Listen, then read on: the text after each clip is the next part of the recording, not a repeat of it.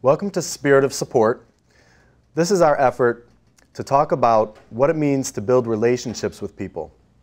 Oftentimes those people are people who have been marginalized or disenfranchised by their communities, and they are in need of people who care about them and are willing to do what it takes to build relationships with them.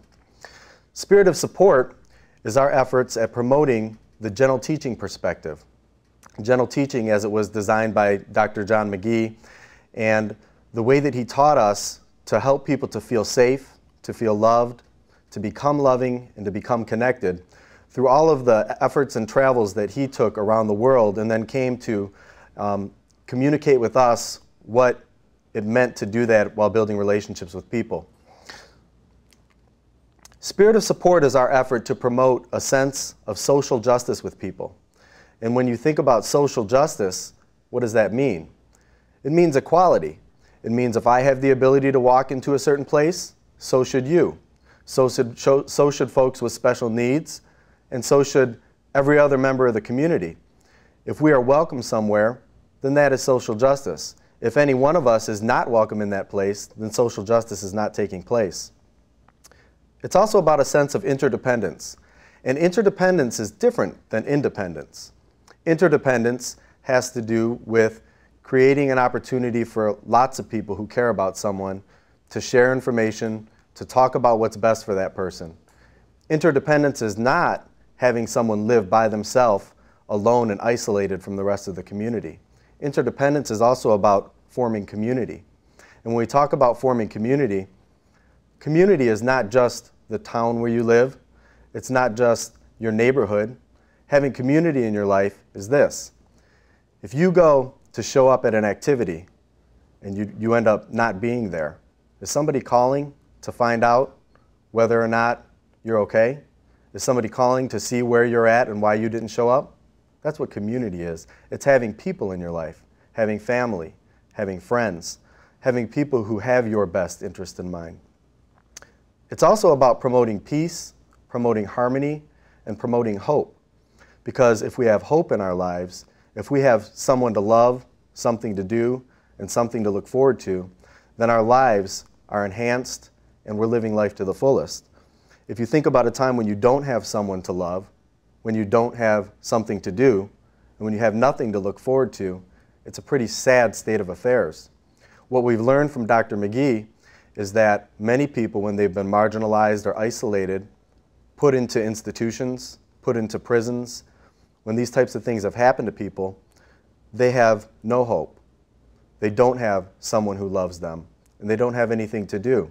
So they engage in behaviors, as we call them, that suggest, look at me, pay some attention to me, give me some love, and treat me like a human being. Another thing that we talk about when we talk about the spirit of support is deepening our values. It's easy to love someone when they're being nice to you, when the sun's shining, when it's fall and the leaves are turning colors and it's a beautiful day outside. On the other hand, it's difficult to love someone, and it can be much more challenging when they're having a bad day. If they're spitting at you, if they're kicking you, if they're doing things that perhaps make them feel more isolated because of the pain and the anguish that they have inside. So we need to have deep values. We need to truly believe that injustice anywhere is a threat to justice everywhere. Because if we truly believe that, then even if somebody's having a bad day, we're still going to show them respect, we're still going to show them kindness, and we're going to still treat them like a human being. And then the other thing that we promote is having joy in your heart, because people can tell if you're just doing this because it's a job, because it's a paycheck. If you're doing this because you truly love someone, because you truly care, then it shows. And people can tell the difference. So we want to have joy in our heart while we're doing these things. Together, the holistic approach says that we focus on a person's mind, a person's body, and a person's spirit. Oftentimes, it's easy to focus on one aspect of a person, but overlook the other two. When you're with someone who has special needs and physically, and maybe in a wheelchair, oftentimes your focus is on their body and what you need to do to make sure you're taking care of their body. They also have a mind and spirit, and they need those things to be promote it as well through education, through making sure that you take care of their spiritual needs. Perhaps you have a minister or a spiritual person in your life, and when you're with that person, you focus on what the spiritual things are in life. But again, that person has needs in their mind and in their body. So, if I was to say the name of a famous person, Albert Einstein, for example, what would you say? That we think of him as mind, body, or spirit? You would probably say mind. If I was to say Rosa Parks, perhaps you might say spirit. But if I was to say Jennifer Lopez, what would you say? Okay. And that's how we do that. As a society, this is the way that we think. Ladies, if I was to say Denzel Washington or Brad Pitt, what would you say? Okay? So this is the way that we do this, and it's the way that our society's taught is to think about things and to compartmentalize in that way. And what we want to do is think about all of us as a complete human being, because someone that you're supporting in a wheelchair and Brad Pitt all have the same needs, mind, body, and spirit. One of the things that is very important that my friend Jerry taught us that we need to promote with people is to appreciate the fact to not underestimate the potential that you have to have a positive impact in other people's lives. Today, the interaction that you have with someone could be the most important interaction that they have for the rest of the week, for the rest of the month. You may be the only family that that person has. You may be the only friend that that person has. So the things you say and the way that you say them do make a difference, and we need to be thoughtful of that. If you've ever been a person who's been stripped of your freedom, stripped of your rights, had things taken away from you, everyday things like trips to the grocery store, trips for a ride in the car to go someplace that you enjoy. If you've ever had those things taken away, then you can truly appreciate what freedom is. And many people don't have that type of freedom in their life, and the kindness that you show them is the only thing that brings them that freedom. So we want to be considerate of that. Never underestimate your potential to have a positive impact in the lives of others. When we talk about spirit of support, we talk about the pillars of support. And the pillars of support, there are 4 of them, and they are safe, loved, loving, and engaged. And we're going to talk about each one of them.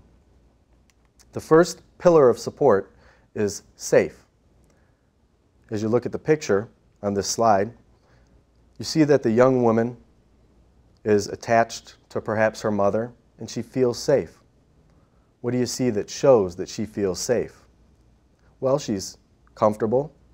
She's very close to her. And if you think about someone that you support, what shows that they feel safe with you? What kind of things do you do to help them to feel safe with you? Some of the things can include reaching out to them, listening to them, finding out what interests they have, and then helping them to attain those interests. Safe is the first and most basic support that we give to people. And if you think about relationships that you have with others, if you don't feel safe in that relationship, you usually get out. And if you don't, you should. We need to feel safe with each other. Have you ever walked into a room and it hasn't felt comfortable and you felt unsafe? When you feel unsafe, you leave the room. The challenge for us in the service system is oftentimes the people that we support can't leave when you're there alone with them, especially if you're a person who's providing supports to them. If they don't feel safe with you, they don't have the opportunity to leave. What we need to do is reach out to people and make sure that we're helping people to feel as safe as we can through our actions, through a smile, through an act of kindness, through your touch, and through finding out what people's interests are and helping them to attain their dreams. So safe is the first and most basic support that we give to people. The next support that we give is loved. We help people to feel loved, or we help people to feel valued by us. How do you do this? How do you reach out to somebody and show somebody that you care about them, that they make a difference to you, that they're important to you? You do this through acts of kindness. You do this through finding out what matters to them and then making that matter to you. If you have the ability to do that, then you have the ability to help someone feel loved. It takes an effort, though. it is something that you should think about before you do it. We need to make sure that people feel loved, and if you help them to feel safe and you can help them to feel loved, then perhaps you can do the next pillar of support, which is to help a person to feel loving. Now, the picture in this slide always makes me smile because it's the picture of a father and a young daughter. Just a snapshot in time, a second, boom, and it's over. But from this picture, what you see is a man. We can make some assumptions about him. We can assume that he's given a lot of sacrifice and made a lot of sacrifices for this little one. And finally, she's starting to give back. Now I ask you, dads, what does this feel like? It's the most important feeling in the world. Nothing compares to this. You've got a little one who's giving back and showing the world, this is my daddy. I'm so proud of him. As a father, I appreciate this slide. When somebody can begin to give back and show that they feel safe and that they feel loved with you, what does that feel like to you? You know, it makes you feel like $1 million. Nothing compares to this. And when you give that effort to someone that you support and they start to show you that they love you in return, it's a very important thing. Some things are more important than money, as we know. So we help people to feel safe, to feel loved, and then it may take a long time. And with people who have been marginalized, it may take years for them to feel safe enough to be able to become loving in return. But the payoff in their life, as well as in your life, can be great. You have to stick to it, though. You have to really work at helping people to become loving in return. The next slide that I have here says engaged. We help others to become connected and engaged with the rest of the community. We help people to build companionship, and we help people to build community. And when you think about building community, building companionship, helping people to become connected, that's what being engaged is all about. If you're engaged with others, then you have meaning in your life. If you're engaged with others, then you have community. You know, you think about a person who goes to an activity and they're by themselves, no one else is around, and they don't really have any relationships with people. They kind of hunker by themselves in the corner, and nobody really pays attention to them, and they end up leaving, none the better for it. You know, is that person engaged? Absolutely not.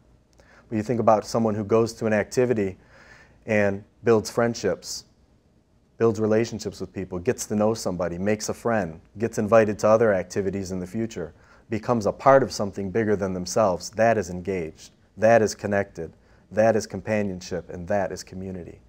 And for those things, it takes someone with a big heart who's willing to help somebody achieve those things in their life. And perhaps you're that person to someone. Before we move to the next series of slides, I'd just like you to take a moment to say the 4 pillars of support with me. Safe, loved, loving, and engaged. Okay, there's no test here. This is the test. Safe, loved, loving, and engaged. Next, we have what we call our tools. We have many tools. As human beings, the interaction that we give to each other, we use our tools on an everyday basis as we're communicating with one another. The 4 tools that we talk about here are our hands, our words, our eyes, and our presence. The first one I'm going to talk about is our hands. We use our hands to promote peace and reassurance to people whose lives we touch. Now, when you're talking about using your hands, the first thing I want you to think about is the fact that these hands are never going to hurt you. A person's hands are the way that we reach out to one another. Sometimes when people have been hurt by someone's hands, they flinch or they feel afraid. You want to think about the impact that your hands have on your relationships with people.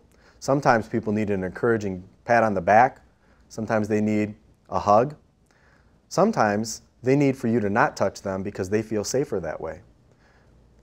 You want to use your hands if it's safe for you and for the other person. Sometimes people really need to think through this, and I'm going to give you an example. You know, would you touch a person that you support on the top of their hand? Usually the top of their hand is a pretty safe area. it's usually a pretty public area. Okay, so the top of a person's hand might be okay. Giving a handshake would be okay. Their forearm, perhaps. Okay, perhaps that would be a safe place. But I ask if you would touch someone that you support on their face, most people would say no, unless if you're helping them to perform some type of a hygiene activity, or if you really know them really well. Usually the safe is not a very public area. Neither are a person's underarms or their thighs. You want to think about that as you're supporting people. Of course, they're private areas. Those are private parts. You would never do that. We want to think about the way that we're using touch and make sure that we're doing it in a way that promotes relationships. While this stuff seems really basic, it's important to talk about and make sure that we're understanding this. Another tool that we have is our words. A person's words can be golden or garbage, we say. And we all know what garbage words are, right? We use those words when we're angry, when we're frustrated, when we're upset. And golden words, of course, build relationships. Golden words are words that we use when we're promoting relationships.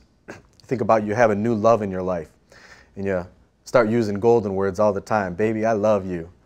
You know, you tell them, I love you. And we use golden words when we're building relationships and promoting those things.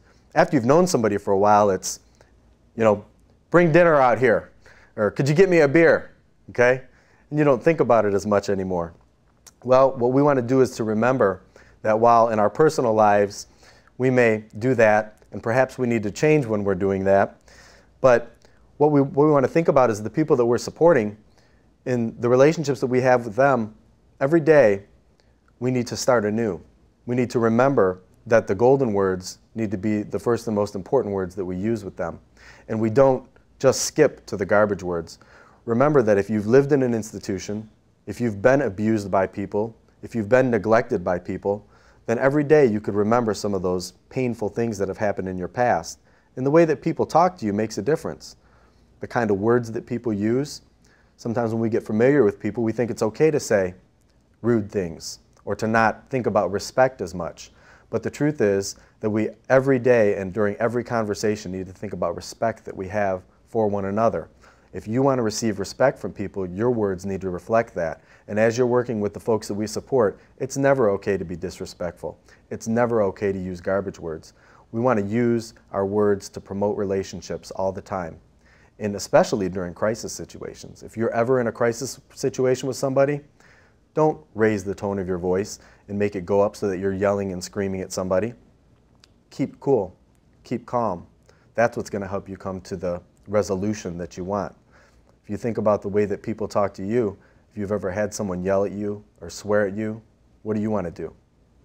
You want to yell or swear back. So if a person is calm, if they're peaceful, if they have a tone of voice that promotes relationships, perhaps you can come to a positive resolution. And we're responsible for the words that come out of our mouths, so we need to be thoughtful of those things. The next tool that I want to talk about is our eyes. And Dr. McGee taught that the way that you look at people makes a difference. You know, if you've ever had somebody look at you with an ugly look or a mean look, you know what it feels like. And oftentimes, those types of things can hurt people who have been marginalized or people who have been mistreated in the past. Just the way that you look at them can have a negative impact on their day, on their moment. And so what you want to do is think about the way that you're looking at people. What impact are your eyes having on people? What impact, also the next slide is our presence, and your eyes and your presence are very similar. You think about the type of presence that you have. What's the message that you're sending as you're standing next to somebody? Maybe you're standing over somebody. What message does that send? You know, you want to try to get at the same level as a person as you're communicating with them so they don't feel intimidated by you, perhaps. We want to think about the message that it sends to the community as well. If we're trying to promote relationships and to promote community with people, then we want to show everyone else about our presence that this is a quality, that I feel equal to the person that I'm supporting as we're out in the community at the local shops, at the local parks. We want to think about our presence in the way that it sends the message that this person and I are the same because I believe in social justice. The last slide here has a picture of a heart. We are good people doing good things. And we want to remember that. Feel proud of yourself as you rest your head on the pillow at night. Not everybody can do this job. This isn't something that is easy, but it is something that's worthwhile and it is something that's valuable. And if you have a heart for other people and you truly believe to help people to feel safe, loved, loving, and connected, and you want to use the tools of your hands, your words, your eyes, and your presence, then you perhaps can join us in creating a spirit of support and using these gentle teaching tools to help build relationships in people's lives. Thank you.